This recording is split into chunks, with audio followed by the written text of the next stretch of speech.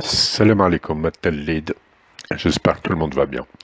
Bon, une petite vidéo pour parler un peu du rapport Stora commandé par Macron, donc la France, concernant la colonisation et apaiser les rapports entre la France et l'Algérie. Bon, rien de nouveau sous le soleil, comme on dit, c'est toujours la même chose. On sait bien qu'il y a une très très forte opposition en France pour l'apaisement avec l'Algérie. Il y a aussi des bonnes volontés, c'est sûr, qui sont, je dirais, minoritaires quand même, puisque le mouvement général, c'est plutôt maintenir un rapport de supérieur à inférieur. Hein, c'est comme ça, quoi. Un colonisateur, il a beaucoup de mal à revenir dans l'égalité. Même s'il est obligé donc de revenir dans la légalité, et encore, l'égalité, il a beaucoup de mal. Alors, vous avez vu le titre que j'ai mis, c'est que les vainqueurs ne demandent pas d'excuses. Parce que qui est vainqueur, c'est bien l'Algérie. La guerre d'Algérie a été gagnée par les Algériennes et les Algériens. Même si les fake news de la France disent ça c'était plus pour se consoler, voilà, de la défaite. Beaucoup ont dit on a perdu politiquement, mais pas militairement. Ce qui est une expression qui est une honte. Il y a un bouquin qui parle de la tactique victorieuse française, tout ça, bon, laisse tomber. C'est une honte, une armée qui était quand même pas mal puissante dans les années 50, etc., par rapport au monde. Une armée face à des civils, c'est une honte de sa part de dire on a gagné militairement. Parce que t'avais pas de militaire en face de toi réellement, t'avais une guérilla, t'avais pas une armée aussi équipée que la tienne, etc. Comme disait Ben Mehdi, Allah yarhamou, il disait donnez-nous vos avions, etc. On vous donnera nos couffins avec les petites bombes dedans. On échange. Donc leur expression, c'est une honte, et je tiens à le dire encore une fois. Donc les vainqueurs ne demandent pas d'excuses. Même si en Algérie, on dit oui, la France doit s'excuser.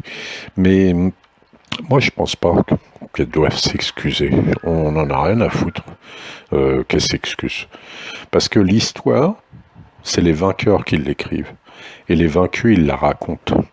Et qui a écrit l'histoire? Quand vous entendez dans le monde entier, surtout, on dit le pays aux 1,5 million de shahids, de martyrs. On dit pas le pays aux 400 000 martyrs comme le dit par exemple Stora. Là, je l'ai pas lu, hein, je n'ai pas regardé son rapport, tout ça, mais bon, je sais que depuis des années, il dit oui, le vrai chiffre, c'est plutôt 400 000 morts, etc. Mais l'Algérie, le chiffre, c'est 1,5 million. Et partout, on dit le pays aux 1,5 million de martyrs. Donc, nous l'écrivons, nous sommes les vainqueurs, et les vaincus racontent leurs histoires. Voilà.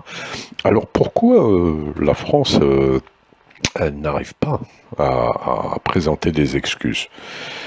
Alors psychologiquement, c'est la peur de se retrouver inférieur à l'autre.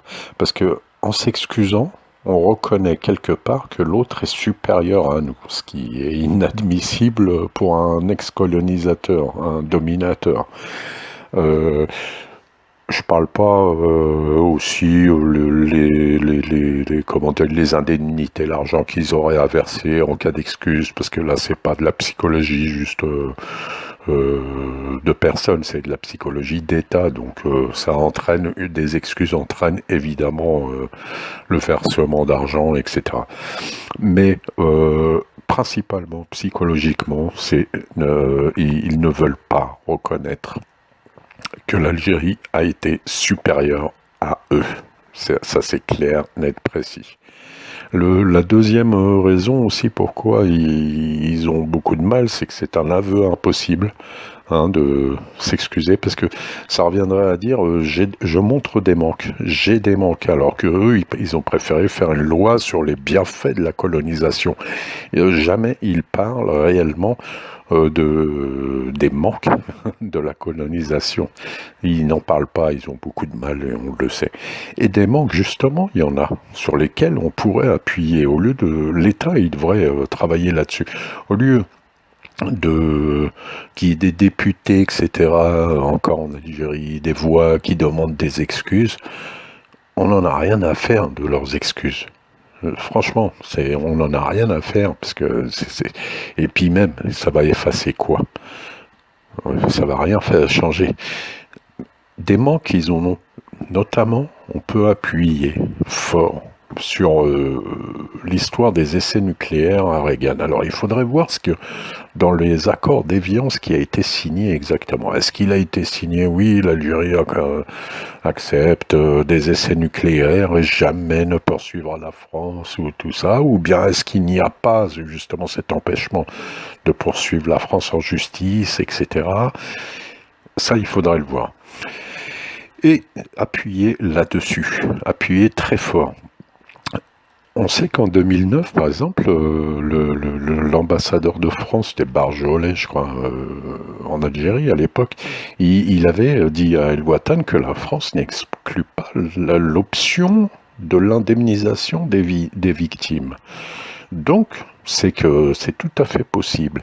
Et l'Algérie, notre État, devrait à fond aller dans ce sens-là. On ne demande pas d'excuses, mais on demande réparation sur certaines choses très importantes. Et ça nous vaudra à nous excuses et réparation pour les victimes, parce que depuis le temps, tout le temps, il y a des morts, il y a des malades, les gens meurent souvent dans l'anonymat. On n'en parle pas du tout assez de cette affaire, de toutes les conséquences écologiques, bien sûr, les déchets enfouis, etc. Il faut appuyer là où ça fait mal, et on peut avoir beaucoup de soutien, même dans le monde, les antinucléaires, etc., les associations, tout ça, on peut avoir, politiquement, on peut gagner cette bataille. L'État peut la gagner pour les Algériens, et pour l'Algérie, bien sûr. La France, en Polynésie, hein, elle a mis des dizaines d'années, etc., à reconnaître qu'elle avait fait des victimes, et dernièrement encore, elle a reconnu 3 nouvelles victimes en Polynésie, donc indemnisées, etc. C'est pas une question d'argent, c'est une question de gagner politiquement, voilà, sur la colonisation. Alors, pour finir, il y avait Roosevelt qui disait « Les gagnants trouvent des moyens, les perdants des excuses ». Qu'est-ce que ça veut dire, cette expression? Ça veut dire que des personnes ou des États, hein, donc, qui en veulent, qui ont la niaque, comment dire, ils vont toujours trouver des moyens. Et s'ils ont un problème, ils ont déjà les solutions, voire plusieurs. Ils vont pas trouver des excuses, dire ah c'est pas de notre faute, etc. On peut pas, tout ça. Non, ils vont trouver des moyens. C'est en ça que notre État doit trouver les moyens de faire payer la France, d'une manière ou d'une autre.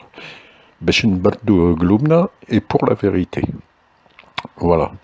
Bon, bah, c'est tout, hein. En gros, c'est ce que je voulais dire.